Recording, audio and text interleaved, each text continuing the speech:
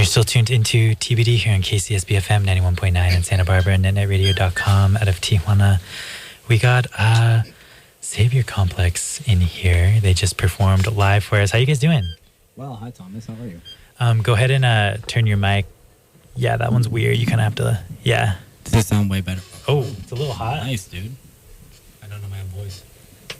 Yeah. Is that better? Yeah, that's better. You can scoot it back a little away from you if you want to. How you guys doing? Great to have you in here. Doing great. Thanks for having us. Yeah, dude. Do you guys want to go ahead and introduce yourselves and like what you guys play in the band and stuff? Yeah. No, I'm Spencer. I play bass. I'm Dylan. I play guitar and I sing and yell kind of. Tight. Well, yeah, this is Saviour Complex. Frankie has to pack up, so he can't make it with us. But how do you guys feel about your set? That was sick. You guys sounded really good. Thanks, man. It's been. Forgive me. We were in the record room. It's been a few years since I've been here, so I feel really stoked to be back. Yeah. Yeah, that's right. You played here with Red Echo, right? That was your old band? Yes. Cool. How long ago was that? I think that was like 2017. That was back like on my show, I think before TBD was even a thing, so that's kind of sick. I looked it up. It was 2019, September 9th. Oh, hell yeah. Yeah. Oh, wow. Damn. Funny anecdote. Yeah, that's sick. How about you, Spencer? Have you been on the radio before? Never played live on a radio show. My friend Donald interviewed my previous band at KBVR in Corvallis. Dude, so. You know what? I've actually met Donald online before. Donald's a legend. Yeah, Donald's sick. I love Donald. I feel like we have both chatted. I think we follow each other on Instagram or something. But yeah, Donald's sick. Mm-hmm. So what was your old band? Friend of My Youth. Oh, you played in Friend of My Youth? Yeah. Oh, I didn't know you played in that band. Yeah, so I played in the Corvallis iteration of it. Okay. Dude, that's cool. Yeah, I had them, I don't know, Indiana like came down for a while, like a few Decembers ago, and they played some iteration of the band in my old house in Merton, Ivy. Oh, no way. Yeah, that was sick. They're probably one of my favorite emo bands for sure. That's awesome. Saviour Complex is your second favorite emo band? And Saviour Complex, yeah, my second favorite. You're the first person to validate our band as emo punk. I felt weird saying that, and I read your description. I was like, dude, cool. I can say it now. Dude, you guys totally sound like 2000s like emo or something. Cool. You know what I mean? Like a 2000 emo punk band. It's always like weird categorizing a band too. So if you guys don't align with that, like... No, it's awesome. No, we definitely do. We had a few kids come up to us at our first shows and they were like, you sound like Title Fight. And I've never listened to one Title Fight song ever in my whole life. So now I can't, because if I do, yeah, then we ripped off Title Fight. I don't know. Yeah, that's tight. Well, I mean, what have you guys been up to in the last year? You guys just started. You guys are relatively new, right? About a year? Just change? August 2021. Uh-huh. Okay. Yeah. Cool. How'd you guys come to start this band? I know you guys were all doing like different stuff. We've been friends for forever and ever. Yeah. High school. Like I was saying before, I was living in Oregon for a while, and I moved back just before COVID started. Yeah. And then when all the COVID stuff started lightening up a bit, we started spending more time together in person, and we were hanging out on the beach one night, and just Dylan's better at telling the story. You can take it over. No. No, we rode bird scooters down to the beach in Santa Monica. And that's sick. We may or may not have had, a few beverages. Yeah, bubblies. And yeah. No, but it was one of those things where just like lamenting like the last couple of years and not playing music, and it sucked because I've been playing in bands since I was like 14, and I've been playing music in forever, and it was just like an existential ache that I had, just like a missing piece. And I love Spencer and I love Frankie. I've known Frankie since 6th grade. I've known Spencer since like 10th grade or something like that.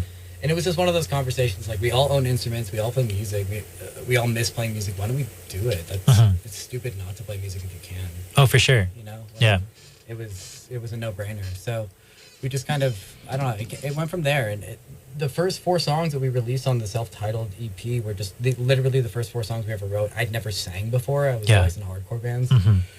It was just trying to figure that out. Like the next, like kind of the majority of what we play tonight is after finding a range and figuring out how to sing and things like that. But the long and short of it was like, why not hang out and play music when we hang out all the time, you know? Yeah. So how long have you guys been like playing music? When did you guys get your like intro into like DIY? I haven't played music for as long as Dylan or Frankie have. When I was like younger, I played in school band. My mom made me do it. I never enjoyed doing it though. Yeah. And then after I finished college and moved up to Oregon, I just found myself with a bunch of free time on my hands. And I decided to fill that through That's cool. Relearning how to play music. And I played in a Green Day cover band. Hell yeah, dude, that's Nathan, dope. Justin, Yeah, and Ricky. that's so sick. That was my first real show I ever played, was Cool. a Green Day cover band. Nice. And then, yeah, so it's been like since 2016, 17 that I've really been playing. Nice. So have you been like involved, like going to DIY shows and stuff like previous to that? Yeah, like, have I've been doing that for a as long long as I can. Cool. But I mean, yeah, like Spencer said, I mean, it's a big like, integral part of like our identity, I guess. Like I played my first show when I was 14. That's insane. I remember you telling me one time we were at like a show in Santa Barbara. I think it was Dylan's like Hardcore Fest or something like that. You were telling me about how you used to play all the time when you were super young in like Moore Park and whatnot. Yeah, we're all from Moore Park. Yeah. We're all from the same like suburban little town. There were no show, like no venues, no places for us to play really. So it was all like my mom had like there was our little house, and like there was like a pool house up the street that we could like, if we could figure out how to get $200, we could rent it for like an evening. Yeah. And we would just like pack a bunch of kids in there and do shows. And it was mainly just that, and house shows. There's a place in the valley called the Cobalt Cafe that we used to play as kids. Mm-hmm. But yeah, I played my first show at like 14, and since then, like the DIY scene's been a really important part of just like what I do. Like with again, like going back to how we like made this band, it was like that's missing. But Yeah. the last couple of years we can't play, we can't do anything. Like, why does this feel so off? And it's been a really cathartic project for all of us. Yeah, that's awesome. So I guess like going into Saviour Complex, how did you like kind of come like fall into like this sound, I guess? Like how did you guys get here? That's a good question. Did you guys have like, were you listening to bands at the time that you were like, I want to sound like this? Or were you just like jamming and it just ended up being like falling to that? Admittedly, Frankie was like, you want to start a band that sounds like Drive Like Jehu? And our band does not sound like Drive Like Jehu That's sick. at all. And That's I was sick. like, yeah, that sounds awesome. And I couldn't bring myself to write those riffs. When I picked up a guitar, my hands gravitated towards just like these melodic, sounds. And I like a lot of like post-punk and goth music as well. Yeah. But the backbone of just my musical interest is punk and hardcore. So they're inseparable, those two things. So Yeah. it just ended up sounding like this. And like anytime I write a song, it's like it doesn't feel derivative or I'm trying to accomplish anything, but just like that's what comes out. Yeah. So, That's awesome. Yeah, not really purposeful. Yeah. yeah, I'd say we all have pretty similar music tastes. So like, even if we're not intentionally drawing from the same well, like we're kind of landing in a similar spot with each other, and we're all kind of on the same page with That's the way cool. songs are written. And Yeah. It's awesome. You guys also just dropped your first EP, right? We did, yeah. Vince, shout out to Vince, recorded our EP, Vince Amador. Yeah, again, like the first 4 songs that we ever wrote, and it's been a minute like going in, recording, the scheduling, and all of that, and then finally have to release. It's been really cool to, to have kids come up and like, when is it coming out? And I'm like, really? Like I haven't played shows in forever, and anyone cares? Like that's dope. I feel like that's really reaffirming, probably. It was, and it's strange to be out. I was in grad school for a while, so I was unplugged from the scene. I moved away and all of that. And to come back and to see like 14-year-old kids like going to shows and things Crazy, like that. right? Yeah, it is. It's Yeah, awesome. sick. I remember being that kid and being like, Yeah. dude, that's so sick. Now I'm old, so Yeah. I'm like the old dude. They're like, oh, I was like 5 when you played like that show at that thing or whatever. Yeah. It's pretty awesome. Right? You guys have also been playing a ton of really cool gigs. You just played that one with Goon. I know you guys are friends with them. Oh, yeah. That show was so fun. That was probably one of my favorite the year I think I've been to. It was so cool. Yeah, that one was so good. that space is great to play at. Dude, All Kinds is so cool. All Kinds is the best. Shout out to All Yeah, Kinds. yeah, If anyone Abby's killing involved. it. Yeah, dude. I'm honestly. Yeah, Goon's great. They're on tour right now. I think Andy's. They're still in Canada. They only had the one that might be in Washington tonight. They might be. Yeah. Oh yeah. Shout out Goon. Shout out Goon. Shout out Andy's birthday yesterday.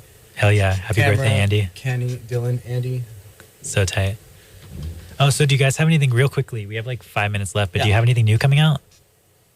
So we're planning on going up to Corvallis to record an album in March. Nice. So still working on planning that out, but so hopefully that'll be out soonish. But besides that, just looking for some more shows and Dope. practicing. Hell yeah. Well, looking forward to it. Definitely. I bought you a present. Oh, heck yeah. It's super sick. I planned this for a really long time. Oh, really?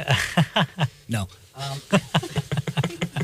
Can you close your eyes, please? Yeah. Yeah. Okay. Cool. They're closed. Can you put your hands out? Yeah. Yeah. I spent a lot of money on them. Oh my God, dude. That is Yeah. sick. Some Lokes. They're Isla Vista originals. Oh, dude. Got them So today. tight. Look at that. That is sick. They got like that metal texture. Yeah, like what Dimebag Darrell's like guitars were like, made out of. How do they look? You look really good. Look great. It's kind of hard to wear with the headphones, but yeah, they're very stiff and uncomfortable. Yeah, but beauty is pain. They look dope. Yeah. Okay, well, looking forward to your new stuff that's coming out. Where can people find your current stuff that's out, and where can people keep up with shows and all that? Instagram, like is typically where we put our shows up. Shout out to Cameron for putting us on. Yeah. Mucho gusto for having us for the first show. You put us on our first show ever. Oh, hell yeah. That's sick. I didn't know that. That's dope. The scene's been so cool to us. They've been so kind. Dude, the scene's been pretty active recently. It's sick. Yeah, it's been really, really cool for people. And like, it's such an eclectic scene as well. 100%. In terms of just like the sounds that will come through, be on the same bill and be accepted. But in short, our music's anywhere you listen to music, and dope. We post shows on Instagram and things like that, and it's been awesome being here, guys. Thank you so much for having us. 100%. We got a few listener questions too, so let's try and rapid fire these. You know what I mean? Yes.